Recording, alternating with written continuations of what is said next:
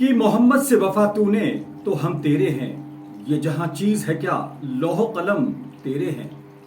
शायर मशरिक एक फिलोसफर और दुनिया के एक बेहतरीन शायर ने कई दशक पहले बल्कि 70-80 साल पहले एक शेर कहा, आज भी रेलेवेंट है। लेकिन आज हमारा सब्जेक्ट ये शेर नहीं है और इस पर भी हम बात करेंगे। लेकिन आज हम जिस सब्जेक्ट पर बात करना चाहते हैं उसमें 3 बेसिक मुद्दे हैं। आई लव मोहम्मद सल्लल्लाहु अलैहि वसल्लम। इस पर राजनीति करने वाले लोग, इस पर अपना नाम कमाने वाले लोग, कुछ वो मुस्लिम लोग जो कि इसके नाम पर अपने आप को मोहम्मद सल्लल्लाहु अलैहि वसल्लम का महबूब या उनको मानने वाला बताना चाहते हैं, या फिर वो लोग जिनको इस बात से पिट्ठी उछल जाती है, यानी वो एक सांड की तरह उछलने लगते हैं जैसे कि उसको लाल कपड़ा दिखा दिया हो। और आज हम इस पर भी चर्चा करेंगे कि दुनिया के सबसे बड़े लोकतंत्र की सबसे बड़ी अदालत के सबसे बड़े जज महोदय यानी चीफ जस्टिस साहब के ऊपर कथित तौर पर जूता क्यों फेंका गया, किसने फेंका और आखिर उसकी वजह क्या थी। और इसके अलावा हम और भी तमाम मुद्दों पर बात करेंगे, बरेली पर भी बात करेंगे और उन दंगाइयों पर भी बात करेंगे जिनके खिलाफ उत्तर प्रदेश सरकार ने बाकायदा डेंटिंग और पेंटिंग की बात की है। बात हम ये भी करेंगे कि आगरा के अंदर करनी सेना के लोगों ने किस तरीके से तलवारें, हथियार और धारदार हथियार भाले लेकर प्रदर्शन किया, कितनी एफआईआर बरेली में दर्ज की गई, कितने लोगों की गिरफ्तारी आगरा में की गई और रामजी लाल सुमन ने क्या आपत्तिजनक बात कही। आज हम उस पर चर्चा नहीं करेंगे, आप गूगल पर जाकर देख सकते हैं कि रामजी लाल सुमन ने क्या कहा था। लेकिन करनी सेना का प्रदर्शन कितना इफेक्टिव था और कैसे उन्होंने अपने समाज की बात को रखते हुए हथियारों का प्रदर्शन किया और पुलिस ने उनकी कितनी डेंटिंग पेंटिंग की। आज आपसे बहुत सारे मुद्दों पर बात करनी है, लेकिन सबसे खास बात आज आपको जो बतानी है वो ये है कि अगर आप आई लव मोहम्मद कहना चाहते हैं तो कौन सा वो तरीका हो जो आप बात भी कह दे और आपसे किसी को शिकायत भी ना हो और आई लव मोहम्मद सल्लल्लाहु अलैहि वसल्लम आपके दिल में हो या आपकी जबान पर हो, या आप वो मैसेज देना चाहते हो लेकिन पुलिस आपकी डेंटिंग पेंटिंग ना करे, लोग आपसे नाराज ना हो। आज ये राज की बात आपको बताऊंगा, पूरा वीडियो देखिए, कमेंट कीजिए, शेयर कीजिए, कोई खामी हो तो राय भी दीजिए। बहुत जल्द हाजिर हो रहा हूं, कहीं जाइएगा नहीं। शायर मशरिक और डॉक्टर फिलोसफर एक शायर ने जो शेर कहा वो एक तर्जुमानी है और एक बात है। जवाब शिकवा में उनका ये शेर बेहद मकबूल रहा, बेहद लोगों ने पसंद किया और हमेशा रेलेवेंट रहेगा कि मोहम्मद से वफा तूने तो हम तेरे हैं, ये जहां चीज है क्या लौह कलम तेरे हैं। अगर इसको थोड़ा सा एक्सप्लेन करने की कोशिश की जाए तो अल्लाह फरमाते हैं कि मोहम्मद सल्लल्लाहु अलैहि वसल्लम आप उन पर दरूद भेजें और दरूद भेजकर अपने आप को भी एक तरह से धन्य करें और कोशिश करें कि इस शेर को समझने की कोशिश करें। अल्लाह फरमाते हैं कि अगर मोहम्मद सल्लल्लाहु अलैहि वसल्लम से आपने वफा की, उनकी राहों पर, उनकी तालीमात पर, उनकी सीरत तैयबा पर, उनकी हयात तैयबा पर आपने अमल किया तो ये दुनिया तो बहुत छोटी चीज़ है। वो लौह कलम जिससे किस्मतों को लिखा जाता है, फैसले किए जाते हैं, वो भी आपका होगा। ये एक शेर नहीं, एक फलसफा है। बहरहाल आज ये मुद्दा हमारा नहीं है, इसको आप देख सकते हैं और आप समझ सकते हैं। बहुत चीज़ें आज गूगल पर अवेलेबल हैं, बुक्स मौजूद हैं और कलामे शायर मौजूद है। आज हम जिस मुद्दे पर बात कर रहे हैं और उस पर बात करने से पहले चूंकि आज हम आई लव मोहम्मद सल्लल्लाहु अलैहि वसल्लम पर चर्चा करना चाहते हैं और आपकी मोहब्बत को एक तरह से नापना चाहते हैं और उस नफरत को भी एक तरह से देखना चाहते हैं जो इस नाम से आजकल पैदा हो गई है, बहुत ज़रूरी है। सबसे पहले दुरूद शरीफ पढ़ लें, अल्लाहुम्मा सल्ली अला मुहम्मदिन व अला आलि मुहम्मदिन कमा सल्लैता अला इब्राहीम व अला आलि इब्राहीम इन्नका हमीदुम मजीद। क्योंकि एक हदीस पाक है जिसमें आप सल्लल्लाहु अलैहि वसल्लम ने ये भी कहा कि हलाक हो जाइए वो शख्स जो कि अपने बूढ़े माँ बाप की मौजूदगी में अपनी मग़फ़िरत ना करा पाए। और हज़रत जिब्रील की इस दुआ पर आप सल्लल्लाहु अलैहि वसल्लम ने आमीन कहा। हलाक हो जाइए वो शख्स जो कि रमज़ानुल मुबारक पाए और अपनी मग़फ़िरत ना करा पाए।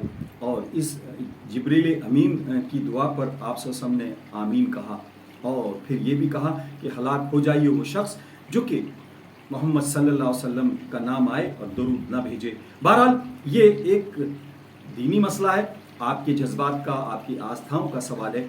लेकिन आज ये सवाल या ये मुद्दा सिर्फ उन लोगों से मुखातिब नहीं है जो कि आई लव मोहम्मद सल्लल्लाहु अलैहि वसल्लम कह रहे हैं, बल्कि उनसे भी मुखातिब है जो कि इससे घबरा रहे हैं, पित्ती उनके उछल रही है और वो कहीं ना कहीं बेचैन है, क्योंकि आज एफआईआर दर्ज हो रही है सिर्फ इस नाम को लिखकर। एक बागपत के वायरल वीडियो में आपको दिखा रहा हूं, पहले आप ये देखिए कि किस हद तक बात बढ़ चुकी है, देखने की कोशिश कीजिए। मेरी बाइक पे लिखा हुआ है आई लव मोहम्मद, ठीक है, और ये इन साहब ने मेरा चालान काटा है आई लव मोहम्मद के ऊपर, देख लो। ये बोल रहे हैं ये विवाद है, ये आपत्तिजनक शब्द बता रहे हैं आई लव मोहम्मद को। हाँ, ये बोल रहे हैं कहीं दिखा ले, किसी को दिखा ले, ठीक है, और ना ही इस चीज का बेस बता रहे कि किस बेस पर चालान काट रहे हैं, ठीक है।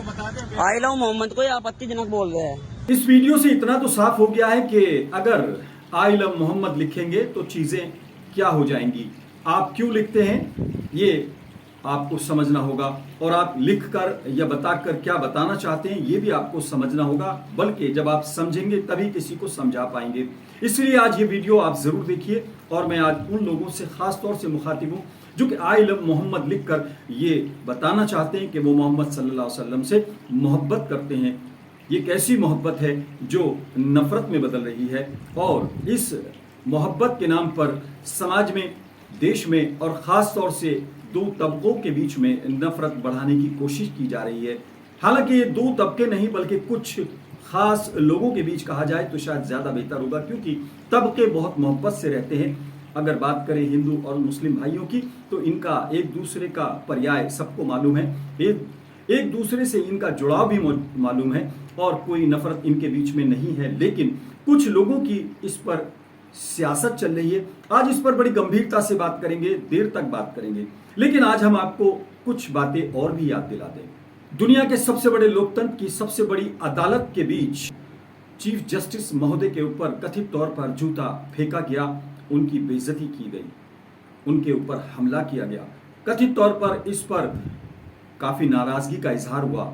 आदरणीय प्रधानमंत्री महोदय ने तो यहां तक ट्वीट करके कह दिया कि ऐसी घटनाओं की देश में कोई जगह नहीं है। आपको हम ट्वीट का स्क्रीनशॉट दिखा रहे हैं, देख सकते हैं। आदरणीय प्रधानमंत्री महोदय ने तो बाकायदा इस पर दुख का इजहार किया और अपने ट्वीट में अपने दुख का, अपने अफसोस का इजहार कर दिया। मामला गंभीर था, इसलिए आदरणीय प्रधानमंत्री महोदय खामोश न रह सके। ये अलग बात है कि उनका बयान ट्वीट के द्वारा ही सामने आ पाया है, लेकिन इस मुद्दे को अगर आप और गंभीरता से देखेंगे तो कुछ लोगों ने इसको संविधान पर हमला बताया, कुछ लोगों ने इसको देश की कानून व्यवस्था पर हमला बताया, कुछ लोगों ने कहा कि ये लाकानूनियत यानी लॉ एंड ऑर्डर के लिए सवाल है, खतरा है। कुछ लोगों ने कुछ कहा, कुछ लोगों ने तो यहाँ तक कहा कि बाबरी मस्जिद के ऊपर फैसला सुप्रीम कोर्ट ने सुनाया। कुछ लोग उससे नाराज जरूर थे, लेकिन किसी ने जूता नहीं फेंका।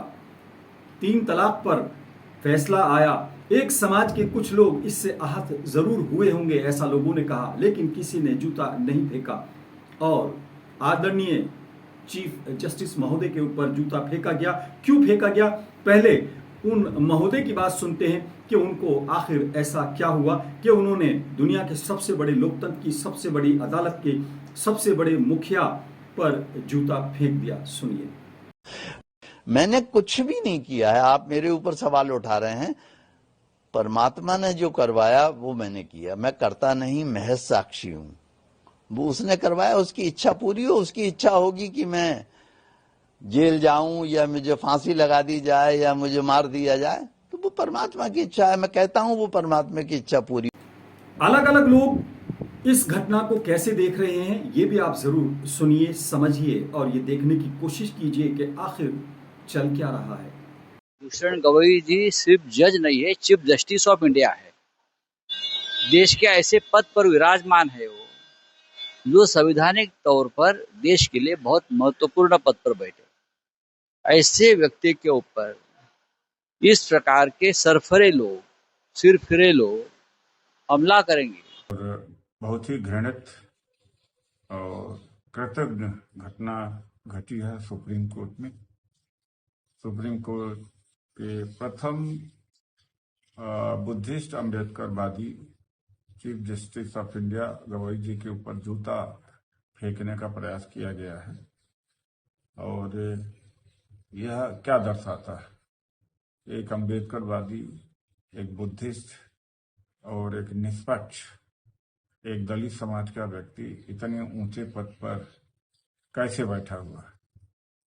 उसके खिलाफ नफरत है। यह नफरत केवल सीजीआई के प्रति ही नहीं है, बल्कि पूरे समस्त बहुजन समाज के प्रति है।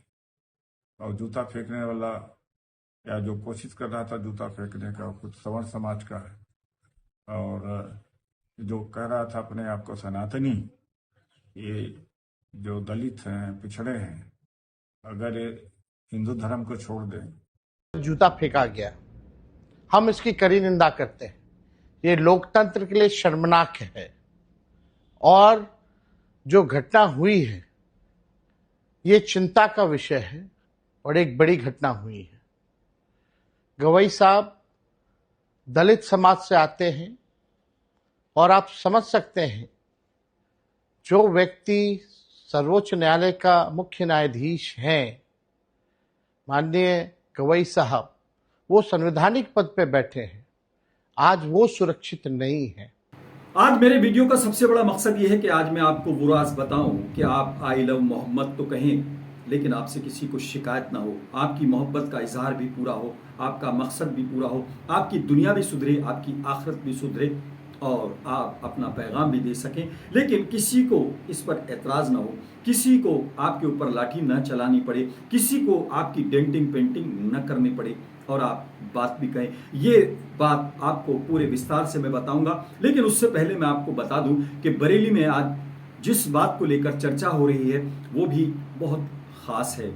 इसी आई लव मोहम्मद की बात आगे बढ़ी और एक मौलाना जो बहुत दिनों से आइसोलेटेड थे, अलग अलग पार्टियों को अलग अलग समय पर सपोर्ट करते रहे और कभी वो बीएसपी को सपोर्ट करते रहे, कभी वो समाजवादी पार्टी को सपोर्ट करते रहे, कभी वो कांग्रेस के लिए वोट की बात करते रहे, कभी वो बीजेपी की सपोर्ट करते रहे, कभी उन्होंने अपना ही एक अलग पॉलिटिकल विंग बनाने की कोशिश की। उन्होंने लोगों को एक तरह से मोबिलाइज किया, कथित तौर पर उनके खिलाफ कई आरोप लगे, अरेस्टिंग हुई और उनको जेल भेज दिया गया। वो तो सुरक्षित या जैसे भी कानून की अभिरक्षा में जेल चले गए। लेकिन मारपीट, डेंटिंग पेंटिंग सड़क पर उन लोगों की हुई जिनको शायद ये भी मालूम नहीं था कि वो आखिर क्या कर रहे थे। ऐसी लीडरशिप, ऐसी क़यादत, ऐसी रहनुमाई आपको ही मुबारक। लोग पिटते रहे, सड़कों पर लाठियां खाते रहे और आपकी राजनीति चमकती रहे। ऐसी सियासत से क्या फायदा होने वाला है ये आप समझ सकते हैं। बहरहाल ये विस्तार में जाने की बात है, लेकिन आज सबसे बड़ा सवाल ये है कि डेंटिंग पेंटिंग बरेली में की गई बहुत लोगों की। उन्होंने एक प्रोटेस्ट किया, संवैधानिक तौर पर, कथित तौर पर उन्होंने अपनी बात को रखने की कोशिश की, लेकिन पुलिस ने पहले ही उनको लाठियों से एक तरह से ट्रीटमेंट देकर जेल के अंदर या जख्मी करके भेज दिया। बहरहाल बातें बहुत हैं, आरोप बहुत हैं, चर्चा बहुत है।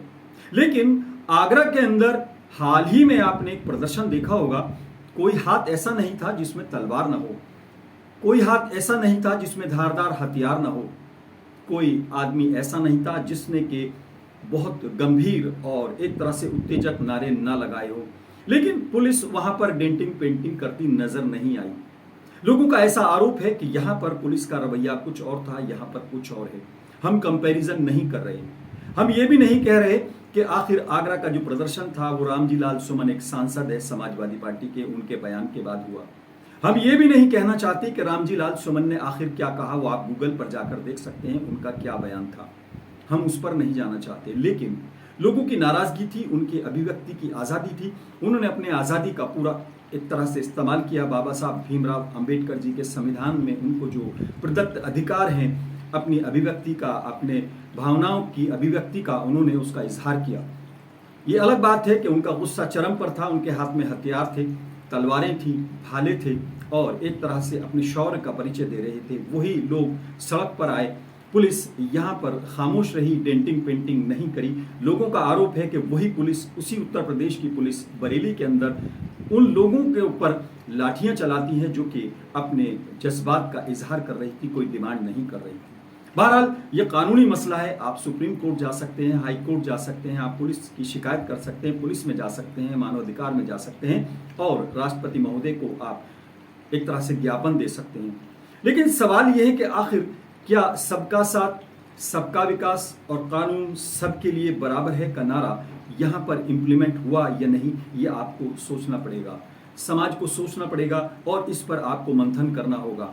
आपकी क्या राय है, आप कमेंट कर सकते हैं, राय दे सकते हैं और अपनी बात रख सकते हैं। बहरहाल ये कोई पहली बार नहीं हुआ है। आरक्षण के नाम पर आपने प्रदर्शन देखे होंगे, गुजरात में भी देखा होगा, हरियाणा में भी देखा होगा, रोहतक में भी देखा होगा, आगजनी भी देखी होगी, लड़कियों के साथ सरेआम सड़क पर उनकी इज्जत तार-तार होती हुई सुनी भी होगी, मीडिया रिपोर्ट्स में मौजूद है, गूगल कर सकते हैं, पुराने अखबार निकाल सकते हैं, वहां पर कितनी डेंटिंग पेंटिंग की गई ये आपने देखा होगा। बहरहाल ये हमारा सवाल नहीं है कि आरक्षण के मामले में जिस तरीके से उग्र प्रदर्शन हुआ, सड़कों पर तोड़फोड़ की गई, आगजनी की गई, वहां पर भी पुलिस को वही कार्रवाई करनी चाहिए थी जो बरेली में की है। ये पुलिस का अपना प्रेरोगेटिव है, अपना एक नजरिया है, वो किन को लाइक करती है और किन को डेंटिंग पेंटिंग करती है इसको तय करने का अधिकार ना आपको है ना हमको है। ये कानून सबके लिए बराबर है। इस पर आप सुप्रीम कोर्ट में रिट डाल सकते हैं। आपको अगर लगता है, आपका वकील, आपकी लीगल टीम आपको इसके बारे में राय दे तो आप ये काम कर सकते हैं। लेकिन हमारा काम सिर्फ आपकी बात को आप तक पहुंचाना है।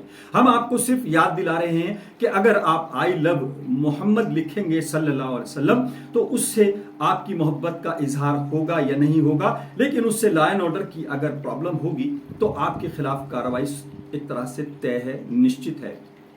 हालांकि आपको ये लिखने का अधिकार जरूर है, लेकिन आप ये इजहार कैसे करें इस पर आज आप थोड़ा सा समय जरूर निकालें। पूरा तरीका बताऊंगा और आपकी मोहब्बत का इजहार करने का वो तरीका बताऊंगा जिससे आपकी दुनिया और आखिरत दोनों सुधरती है और आपकी मोहब्बत का इजहार भी हो जाएगा।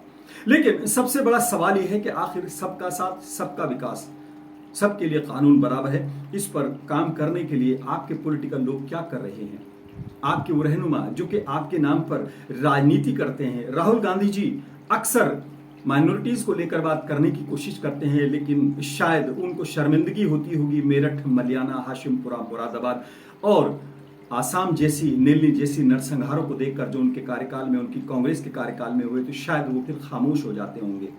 उनको मुस्लिम वोट चाहिए जरूर, माइनॉरिटी का वोट चाहिए जरूर, लेकिन सिख नरसंहार की वजह से शायद वो शर्मिंदा हो जाते हों। आज भी समय है, अगर वो सही समय पर अपनी बात रखें और कोशिश करें कि आने वाले लोकसभा या विधानसभा चुनावों से पहले वो अपनी छवि को दुरुस्त कर लें, अपनी पार्टी को की छवि को दुरुस्त कर लें, तो शायद उनके लिए भी बेहतर हो और उनके उस वोट बैंक, कथित वोट बैंक के लिए भी बेहतर हो जिसको कि बार बार टारगेट किया जा रहा है कथित तौर पर। मुलायम सिंह यादव जी के वंशज हैं, बेटे हैं, हालांकि उनके दूसरे बेटे भी थे, उनको या चाचा को छोड़कर मुलायम सिंह जी अपनी जिंदगी में एक तरह से अपना वलीअहद बनाकर, अपना सल्तनत, अपनी बादशाही एक तरह से सौंप कर चले गए हैं अखिलेश यादव जी। अखिलेश यादव जी बाकायदा बार बार ये कोशिश करते हैं कि वो ये साबित करें कि वो मुस्लिमों के, माइनॉरिटीज के सच्चे हमदर्द हैं, लेकिन जब मौका आता है तो वो खामोश आ जाते हैं। कई बार कई सवाल बड़े गंभीर उठे हैं, लेकिन उनकी कभी आवाज नहीं उठती। बरेली पर उनकी आवाज कितनी उठी है ये आप याद कीजिए। शिकायत पुलिस की या उन लोगों की न कीजिए जो आपकी डेंटिंग पेंटिंग कर रहे हैं। शिकायत या सवाल उनसे भी कीजिए जो आपके नाम पर सियासत करते हैं, आपके नाम पर सत्ता तक पहुंचते हैं, आपको हसीन सपने दिखाते हैं कि हमारी अगर सरकार आ गई तो आजम खान साहब के खिलाफ लगे हुए सारे मुकदमे वापस आ जाएंगे, वापस कर लिए जाएंगे। यानी पहले उनकी सरकार बनाएं, फिर राहत पाएं। जब उनकी सरकार नहीं है तो वो घर में बैठकर अपने काम कराएं। एक बहू भाजपा में बाकायदा शामिल हो गई है, एक रिश्तेदार के खिलाफ मामला हुआ तो एक भाई बाकायदा योगी आदित्यनाथ जी से मिलने पहुंच गए राहत लेने के लिए, लेकिन आजम खान कई साल तक जेल में रहे और 2 हफ्ते तक मिलने इसलिए नहीं गए कि उनको यकीन ही नहीं आ रहा था कि एक मुस्लिम नेता अपने दम पर बाहर कैसे आ गया। 2 हफ्ते बाद वो मिलने गए। क्यों? क्योंकि 9 तारीख में लखनऊ में बीएसपी की रैली होनी है, बल्कि हो रही है, उसमें कहीं आजम खान न चले आए। ठीक एक दिन पहले अकेले वहां मिलने जाते हैं ये बताने के लिए कि नहीं हम आपके हमदर्द हैं, हमारी सरकार आएगी तो आपके मुकदमे वापस हो जाएंगे, भले ही हम आपसे 2 साल तक 2.5 साल तक मिलने ना आए हों, हमने आपके बारे में कोई बात न की हो, क्योंकि आपसे अभी मुस्लिम समाज को घेरने के लिए, वोट लेने के लिए काम लेना है। वही आजम खान साहब जो 2-2.5 साल तक आंसू बहाते रहे, 9 बार पब्लिक ने उनको विधायक बनाया, 11 मंत्रालयों के एक साथ वो मंत्री रहे और बेबस रहे, चूहे की तरह खुद पत्नी बेटा जेल में बंद रहे, वो अपने समाज को क्या दे पाए ये सबको मालूम है, वो खुद अपनी कितनी मदद कर पाए ये भी सबको मालूम है। अब कह रहे हैं कि मुझे प्रधानमंत्री बना दीजिए। सुनिए, आपने वहां कहा था मेरी भी प्रधानमंत्री बनने की ख्वाहिश है। अरे मुझे बना दीजिए, मैं 10 साल में हिंदुस्तान को दुनिया का सबसे बड़ा देश बना दूंगा। बहरहाल आपको लग रहा होगा कि टॉपिक हट गया है, आजम खान साहब अब प्रधानमंत्री बनने का ख्वाब देख रहे हैं। अभी आराम फरमा रहे थे, बाहर आते ही फिर फायर हो गए हैं, क्योंकि मीडिया के लिए हॉट केक है। मीडिया को ऐसे लोग चाहिए जो सिर्फ जबान पर चलना जानते हो, जिव्या जीवी, एक तरह से जबान चलाने के अलावा उनको शायद कुछ ना आता हो। कभी भी आपने देखा होगा किसी गंभीर मुद्दे पर उनकी जबान चलने के अलावा कभी आपने कोई ठोस बात नहीं देखी होगी। बखुदा हम जान दे देंगे अगर बाबरी मस्जिद की ईंट को भी किसी ने हाथ लगाया। बाबरी मस्जिद नहीं रही और बखुदा क्या हुआ ये आप भी जानते हैं। बहरहाल टॉपिक से नहीं हटना चाहते। आई लव मोहम्मद, इस पर अगर आपको अमल करना है, दिखाना है, तो आप सीरत पाक को पढ़िए, हयात तैयबा को पढ़िए आप सल्लल्लाहु अलैहि वसल्लम की, और ये देखिए कि मोहम्मद सल्लल्लाहु अलैहि वसल्लम नबुवत के ऐलान से पहले, नबुवत के इजहार से पहले उनका कैरेक्टर क्या था या उसके बाद क्या था। उन्होंने कभी झूठ नहीं बोला, सादिक और अमीन थे, सच बोलने वाले थे। उनके कट्टर से कट्टर दुश्मन भी ये कहते थे सूरज इधर की जगह इधर से निकल सकता है, लेकिन मोहम्मद सल्लल्लाहु अलैहि वसल्लम झूठ नहीं बोल सकते। आप और हम कितना झूठ या सच बोलते हैं ये आप याद कीजिए। अगर आई लव मोहम्मद कहना है तो सच बोलना शुरू कर दीजिए, सच का दामन थामिए और सादिक बनने की कोशिश कीजिए। आई लव मोहम्मद साबित हो जाएगा, किसी को एतराज नहीं होगा, कोई आपकी डेंटिंग पेंटिंग नहीं करेगा, आपकी आखिरत भी सुधर जाएगी और दुनिया तो संवर ही जाएगी। अमीन बनिए, अमानतदार बनिए, अमानत को खयानत से बचाइए, और अगर अमानतदार बन जाएंगे, अमीन बनने की कोशिश करेंगे और आप सल्लल्लाहु अलैहि वसल्लम की इस एक तरह से हयात तैयबा के इस पहलू पर अमल करेंगे, तो आई लव मोहम्मद बाकायदा साबित ही नहीं हो जाएगा बल्कि पैगाम भी जाएगा। आप अमानतदार बनिए। आज सबसे ज़्यादा अमानत में खयानत कौन करता है? एक बार गिरेबान में झांकिए, अपने आसपास झांकिए और कोशिश कीजिए कि आई लव मोहम्मद कहने से पहले ये सोचिए कि आप कितने अमानतदार हैं, कितने सादिक हैं, कितने सच्चे हैं। आप मामलेदार बनिए, पड़ोसी का ख्याल रखिए, दुश्मनों का भी एहतराम कीजिए। एक लेडी, अगर बात करें आप सल्लम की हयात तैयबा का, सीरत पाक से एक बहुत मशहूर वाक़या नकल किया जाता है कि एक लेडी, एक औरत आप सल्लम के ऊपर कूड़ा फेंकती थी और लगातार फेंकती थी। 1-2 दिन वो नहीं आई तो आप सल्लम उसके घर को ढूंढते हुए पहुंचे, पूछा आप खैरियत से तो हैं, 2 दिन से आप कूड़ा नहीं डाल रही। वो बीमार थी और वो ईमान ले आई। आज भी आप जाइए वहाँ पर मक्का मुकर्रमा में, बाकायदा वो घर बड़ी ऊंचाई पर बना हुआ है, मैं खुद देख कर आया हूँ। वो औरत ईमान ले आई और आई लव मोहम्मद को उन्होंने एक तरह से आत्मसात किया। आप भी अगर आई लव मोहम्मद कहना चाहते हैं तो कहिए नहीं, अमल कीजिए। अपने पड़ोसी पर, अपने लोगों पर, अपने देश के भाइयों पर, देशवासियों से सबसे मोहब्बत कीजिए, न सिर्फ मुस्लिम से, माइनॉरिटी से, बल्कि सबसे, हर भाई से आप मोहब्बत कीजिए। आप आई लव मोहम्मद कहेंगे भी, अमल भी करेंगे और साबित भी करेंगे।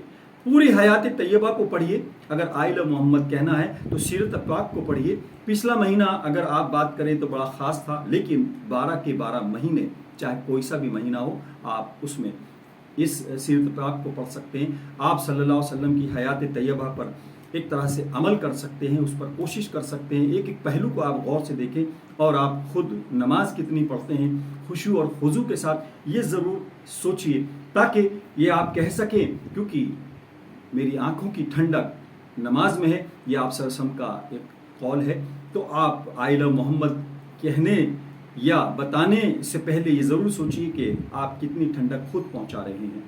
बहुत बड़ा टॉपिक है। उन लोगों से भी मैं उन लोगों से भी मैं मुखातिब हूं जिनको इस बात से कहीं ना कहीं नाराजगी होती है, हमेशा से है, 1400 साल से है, बल्कि अगर कहा जाए तमाम अंबियाए कराम से है।